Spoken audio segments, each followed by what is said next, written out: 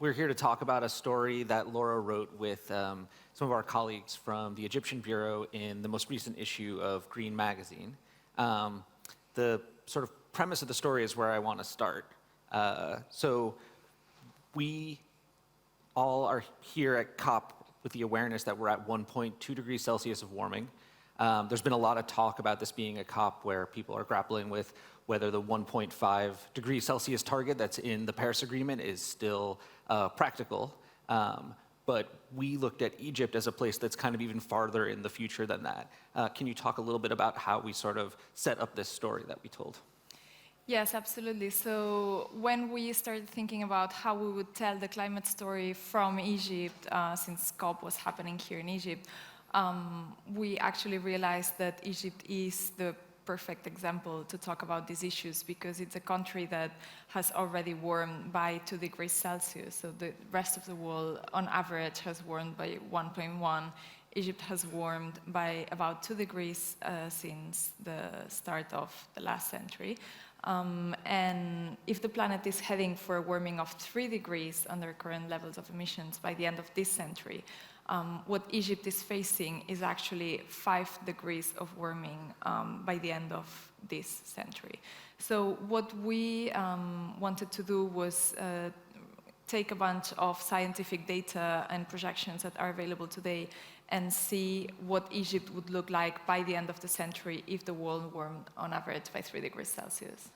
So as an editor, this really appealed to me, Laura's idea, because it's difficult to bring into reality some of the things that are just exist in models or in prospects for the future. And I really like the idea of all of the diplomats and world leaders descending into a place that was kind of already at the 2-degree warming threshold that all of the Paris Agreement and the COP process is trying to prevent. Can you talk a little bit about what makes Egypt so vulnerable?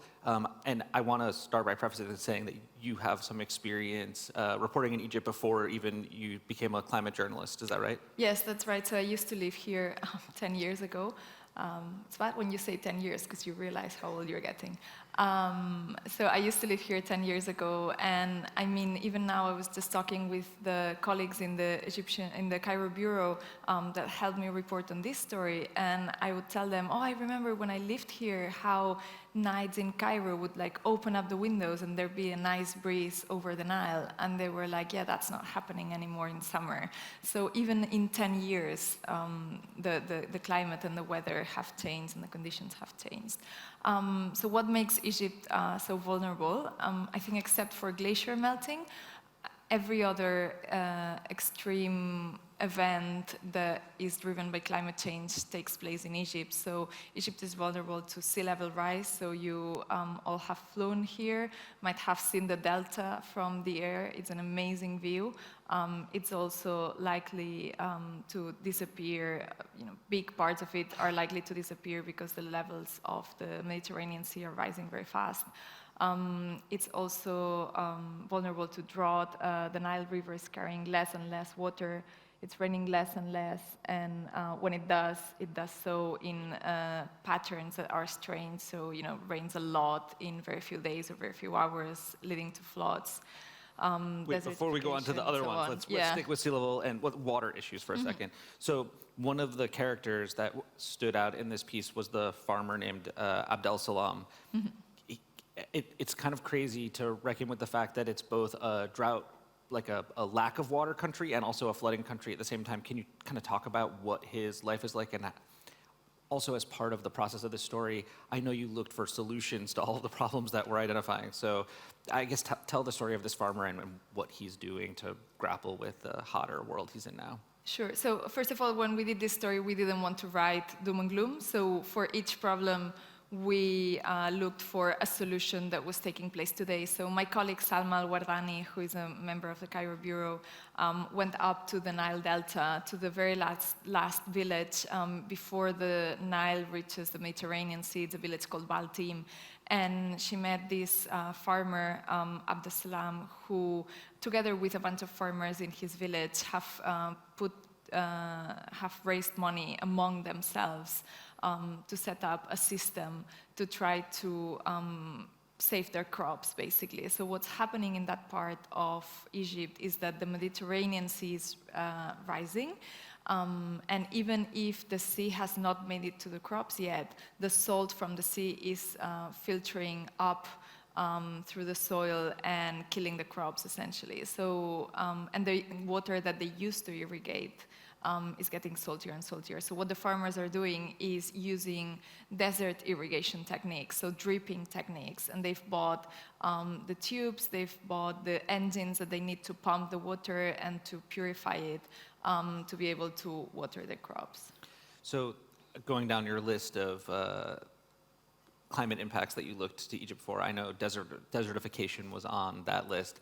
And in your story, it's interesting to learn that Egypt had like a whole history as an aggressive tree planting country, and you can't go to a climate event without having a ton of talk about tree planting. So what did you learn about the history of Egyptian efforts to fight the encroachment in deserts with trees?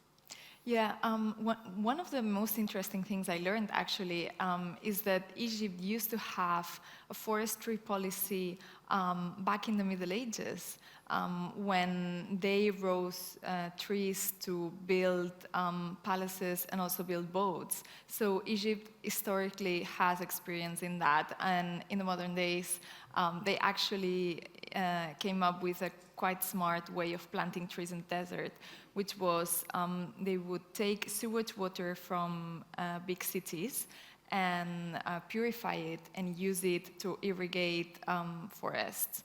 And they realized that the forests are growing quite fast and that the trees have high survival rates. So it's a system that the scientists they talked to was surprised about the results that hadn't been seen in other experiments. So let's also, I want to ask you about the urban nature of life in Egypt. I know that became a big point of focus when you were looking at what the hotter future will be like here. Were there particular solutions that suggested themselves based on the fact that Egypt is an increasingly urban society? Yeah, that's it. So most of the Egyptian people live in cities. Cairo is a huge city. Population in Egypt is going to double by the end of the century, and most of these people will end up living in cities. So urban heat obviously is a big problem here and elsewhere. And we started to look at the solutions, as you might know. And again, if you've flown here and looked out of the window from the plane, you might have seen the huge suburbs that are being built right now outside of the old Cairo. And we looked at one project called Noor, and it's a suburb that's being built with 140,000 homes that might be able to host up to 700,000 people. It's been marketed as a green suburb, a place where people will be able to cool off from the urban heat. There will be electric vehicles, there will be solar panels, that sort of thing. But of course, and again, that's another thing that shows the contradictions within the climate problem. These will only be accessible to fairly wealthy people. So the people that don't have access to the money to pay for these nice houses will be stuck in the very hot, increasingly hot suburbs of Cairo. So we went back in time to talk about the origins of Egypt's forestry policy, going even further back to the ancient monuments that are such a big part of the economy and the tourism basis here.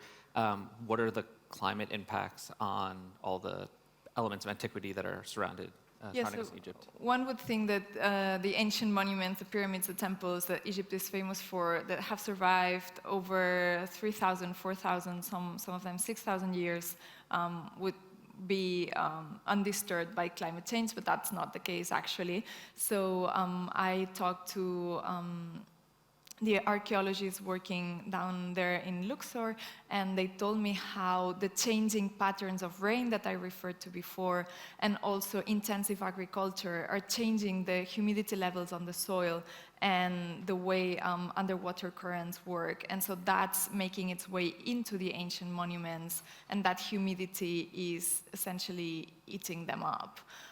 And so the solution that they have come up with, and these are projects funded by the Egyptian government and USAID and a bunch of other institutions, is to install giant pumping stations, water pumping stations below the monuments so that soil can remain dry. But of course that, again, and the same that happens with people in Cairo, you can only do that for a limited number of monuments because Egypt is absolutely covered by ancient monuments. They're everywhere, and these are expensive works that you can only undertake in the most well-known ones. So the last element that you looked at was the struggle to protect biodiversity in Egypt, and especially efforts to protect corals in the sea and marine biodiversity. Can you talk about what you learned there? Yeah, so one interesting thing I found out was that while we know a lot about what happens to corals in the Great Barrier Reef in Australia, for example, we don't know much about what happens here in the Red Sea, and this is a problem that's extensive to the whole of Africa. So there is very little scientific data on Africa in general. There are very few weather stations, there's very few scientific investigation, and that goes for the corals as well.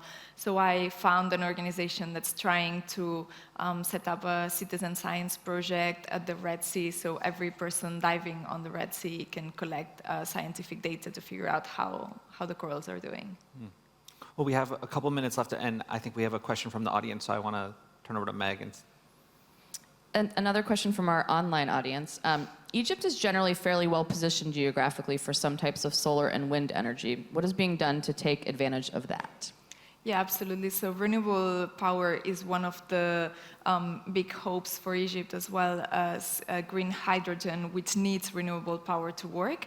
And we didn't specifically look at these solutions in our story because they're the ones that people talk about the most, so we figured they were well known already. But of course, Egypt's huge desert offers incredible opportunity and is in itself a big solution to the problem. So now that we're just with a couple minutes left, I guess the starting point of this story was looking at vulnerability. And so if you think about the sort of most negative case for the future in Egypt, let's sort of look at like what kind of fills you with dread when you think about the hotter future for Egypt, and then also sort of where you see the most prospect for solutions in Egypt. So I guess what's sort of the downside case when you're looking at the hotter future here? I mean, everything we've talked about, right? Like, what if the country gets so hot that living here becomes just a nightmare? And that's one of the things a scientist I talked to referred to. He said, well, climate change is not going to make us all go extinct like dinosaurs, right? Like, we're all going to be here in 2100, we're all going to be here in 200 years more, 300 years more. It's just a matter of how we want to live this future. And he was saying, we just want to keep living our lives the way we have for thousands of years. And that statement is quite significant when it comes from an Egyptian, I think. So that's the fear, right? Like, that's the worst future, is not being able to live a decent life in the future. My hope is that this doesn't happen, that we manage to find a way to radically cut emissions, and that's why we're here at COP as well, and why we're hoping all of the leaders meeting at COP will come up with solutions that significantly cut emissions and slow the warming. And I know one of the other cool projects you worked on over the course of this very hot summer looked at like using satellite data to find the coolest spots in the hottest cities in the world. Do you think that there are ways that Egypt can be sort of a test case for some of the solutions that you found in that story? Yeah, absolutely. So I personally don't believe that building new cities is a solution to urban heat. I come from Europe, and Europe's trying to rehabilitate and like to make existing buildings better because that has a smaller carbon footprint, but also is more practical. In the case of Cairo, for example, we know that large water bodies help cool cities. Cairo has the Nile flowing right in the middle of it.